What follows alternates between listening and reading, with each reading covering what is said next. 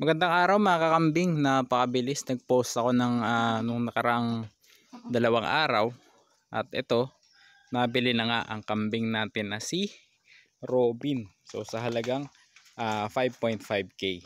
Pinost ko siya sa Facebook tsaka ipinadala ko siya sa Messenger sa aking mga kakilala at ang nakabili sa kanya ay ang aking tito sa Taal. Ayan, so sa birthday gagamitin. Pag ako po nag-post ay full detail, yung presyo, doon nakalagay naman sa picture. Tapos kung ilang kilo siya nung tinimbang ko, nakasama yung proof nung tinimbang. Pwede naman timbangin kung gusto, pwedeng timbangin ulit. Ngayon, tapos nakalagay din doon yung purpose kasi ito'y pangkatay dahil kal na po siya. Hindi na siya nagbubuntis ng maayos. Tsaka malabo na siyang mapasampahan at magkaroon ng magandang mga anak. September 2020 kung na-acquire ko siya. So bali September 28 yun nung kinuha ko 2020 po. So mag-aapat na taon na rin sa akin at ang average lifespan talaga ng kambing ay 6 to 8 years. So hindi ko na sinagad masyado kasi yung isa kong kambing naranasan ko na rin na sinagad ko ng mga 6 years, so magsi 7 years. Talagang hindi na maganda yung naging resulta ng kanyang panganak. For the record po, wala siyang withdrawal period na inantay kasi wala naman akong tinurok sa kanya na mga kailangan ng withdrawal period gaya ng mga antibiotics o amoxicillin. Wala tayong ginamit na dewormer sa kanya within ilang buwan. Mga ilang buwan yun. Pero withdrawal period kasi usually 14 days lang yan. Pero siya napakatagal niya simula ng huli kong nini-worm. So okay na okay. Goods na goods ang ating karne. Sa mga gusto pa dyan, meron pa. Ito pa si May. Ay, May. Takbo siya yun. Yan, 22 kilos din. 5.5k din ang presyo niya. Okay, native daw. At kal na rin to dahil siya ay hindi na nagagatas. Last night po niya sa goat house. Ayan. Dinudumog nila ako. Teka lang. Okay, makulit. Teka. Ayan. Diba? So talagang pangkal na rin siya. Tingnan nyo po yung sungay niya. Tumutusok na sa mata yung kanyang sungay. So pagka hindi nagapan, babaon yan sa kanyang mata. Hirapan din ang ating kambing. No? Kaya nagsitulog na. Okay, sa matinding payo lang sa mga kapwa ko magkakambing at nangangarap magkambing. Ayan, kung mahina loob nyo sa ganito, ang pasukan nyo ay yung milking goat o yung breeder. Para hindi kayo mapupunta sa meat type. Kasi pag sa ganito, yung nagiging malapit ka masyado sa alaga at talagang hindi mo tanggap ang realidad na dun sila papunta, hindi ko isasuggest sa inyo na gawin nyo tong katulad ng ginagawa ko. Kasi kung hindi kaya na loob nyo, nako, kawawa kayo. Okay, so sa akin nasanay lang ako dahil lumaki ako sa farm. Yan, pag lumaki ka sa farm, ganun talaga, nakikita mo yung realidad ng buhay at nakikita mo yung pag-ikot ng nature. Yun, kung paano tayo kinreate.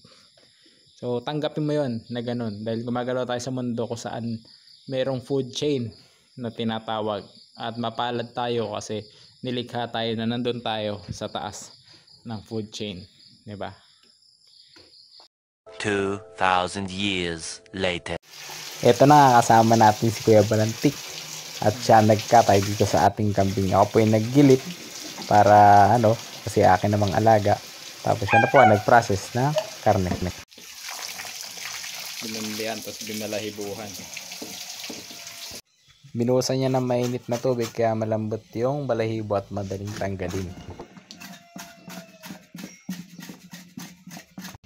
Yung mga natirang balahibo naman ay sinusunog natin ng ating blowtorch. Yan, gamit na ating butane.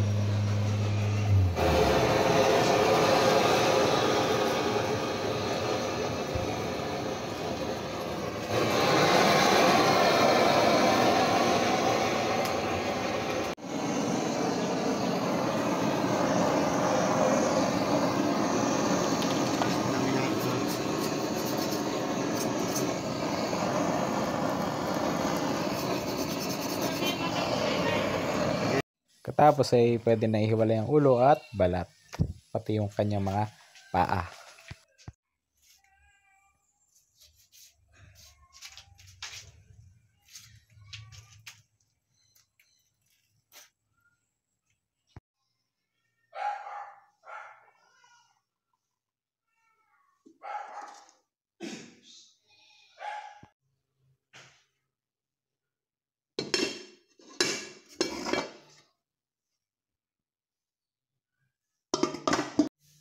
Iyaw natin ng konti para matanggal yung mga nakadikit na balahibo.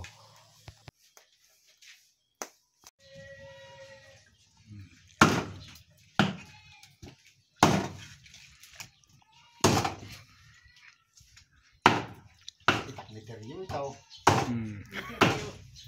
Sir. Kasa lang bukas kiting pula. Ako magluluto ng tinola. Mapalambot na. Maganda rin ang karne ng kambing kasi isa ito sa mga karne na pinakamababa ang kolesterol. At napakaraming nagko-consume nito lalo na dito sa Southeast Asia kung saan karamihan ay Muslim. Mas mahal lang siya ng konti sa karneng baka at karneng baboy dahil ang kambing ay bira lang ang anak. Kung mga anak man siya ay 2, 1, minsan 3. At nanganganak siya 3 beses sa loob ng 2 taon. At ang kambing na karne ay karaniwang ginagamit sa mga special na okasyon. Titimbahin ko muna. Kala nila pagkain o wag karne ito ng kasama nyo. Yan, ito yan. Karne, walang kasamang laman loob, hindi kasama ang ulo. Oh, naka minus yan para pag nilagay ko to, lalagay natin tong yan, naka 0. Yan, naka 0. Yan, titimbangin natin to. Ay, pumasok. Teka lang ha, stop ko muna. Yan, okay. So, sa laman, 5, 6, 7, 8. Nasa 8 kilos. Eh, sabihin natin na 1 kilo to. Gawin na natin 1 kilo to lalagay. 7. Nasa 7 kilo. Yung laman. Ayan na, mga kain ng kambing. Ayan na, mga kain.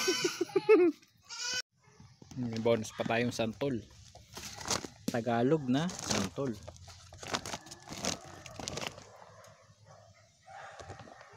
The next day. Oh man, eto na siya. Ayan. Yung nani ko. Ano ba naman yung Plato mo, Alison. At yun na po ang kagandahan kapag may alaga kang meat type o pangkatay na kambing, pwede mong gamitin pag may mga handaan at pwede mo ring ibenta pag iyong kailangan. So marami pa yan sa farm, may kambing at may manok tayo na pwedeng katayin. Kaya sa mga gusto po mag-alaga, gusto mo mag-umpisa ng goat farm, pwede kayong bumisita dito sa farm upang mapili kayo ng mga panimula na babagay sa inyong estilo ng pag-aalaga. Okay, so huwag niyo kalimutan mag-subscribe sa aking channel, Teacher Farmer Ali, at Facebook page na Kambingan ni Ali Boy. Salamat po sa panonood and happy goat racing po sa lahat. Bye-bye!